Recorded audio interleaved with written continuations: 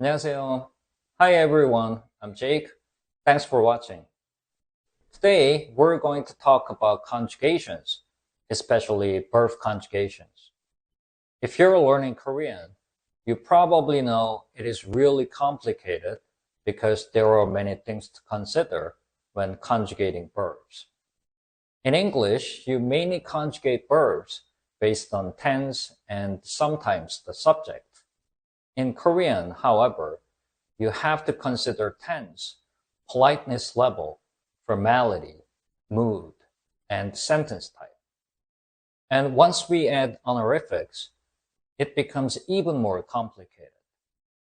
That's why many learners find conjugations in Korean one of the most difficult parts of the language.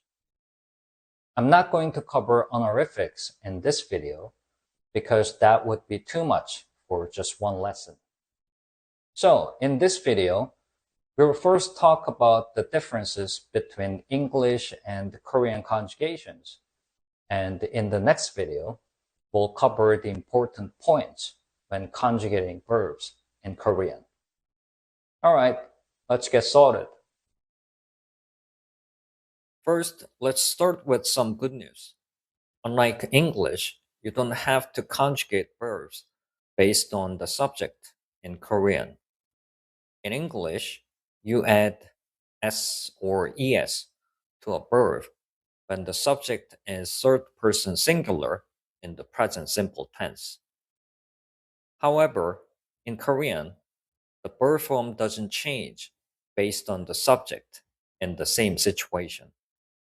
For example, in English, I, you, we, they eat. But he, she, it eats.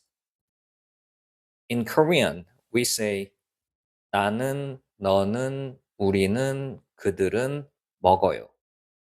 And 그는, 그녀는, 그것은 먹어요. As you can see, the verb form stays the same regardless of the subject in the present tense. Here's another piece of good news. Unlike English, Korean doesn't have many irregular verbs. In most cases, you simply add tense markers directly to the verb stem. For example, in English, I go, he went, she has gone, you'll go. But in Korean, 저는 가요, 그는 갔어요, 그녀는 갔어요, 너는 갈 거예요. 가다 is the dictionary form of the verb to go, and 가 is the stem. So you mainly change the ending depending on the tense. We'll talk about how to do this in more detail in the next video.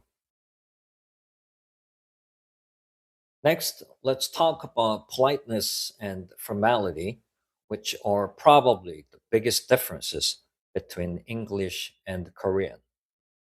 In English, verbs don't change based on politeness. For example, eat.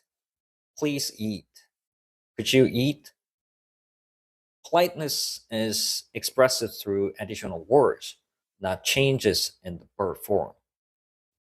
However, in Korean, verb endings change depending on the politeness level. For example, 먹어, which is casual, 먹어요, which is polite, 먹습니다, which is formal. So knowing who you are speaking to is very important because you need to choose the appropriate speech level. We'll also go into more detail about this in the next video. Now, regarding sentence types, I'll keep this simple, otherwise there would be too much to remember today.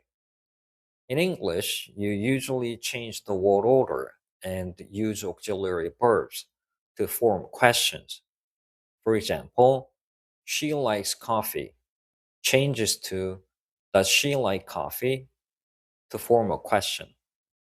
In Korean, however, the word order usually stays the same. In written Korean, you can simply add a question mark at the end of the sentence to form a question. So they look like this. 그녀는 커피를 좋아해요. She likes coffee. 그녀는 커피를 좋아해요. Does she like coffee? In spoken Korean, you change the intonation by raising your tone at the end of the sentence. All right, I think that's enough for today. So today we've covered some of the main differences between English and Korean conjugations, and I hope this helped you better understand how conjugations work in Korean. Of course, there are more differences we could talk about, but the points I explained today should be enough for now.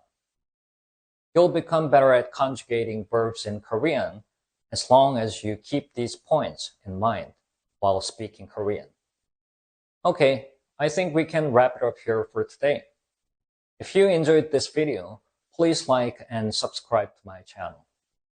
I'll see you soon in the next video. Bye.